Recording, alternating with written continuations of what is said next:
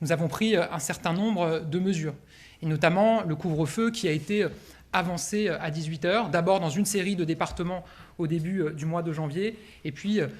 sur l'ensemble du territoire national ensuite. Le couvre-feu à 18 h a une efficacité aujourd'hui relative. Il a une efficacité, et nous avons des données qui permettent de montrer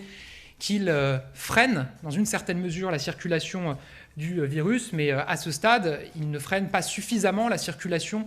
du virus pour être considéré comme pleinement efficace face aux défis sanitaires que j'évoquais à l'instant et qui se traduisent, je le rappelle aussi, par une augmentation des admissions à l'hôpital et des admissions en réanimation.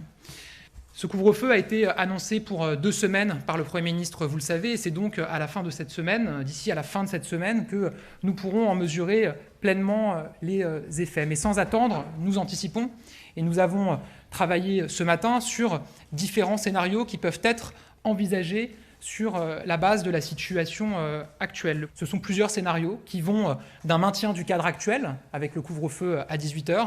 jusqu'à un confinement très serré. Ces différents scénarios ont été abordés ce matin et je rappelle que le président de la République a demandé au gouvernement des analyses complémentaires, épidémiologiques et scientifiques sur chacun de ces scénarios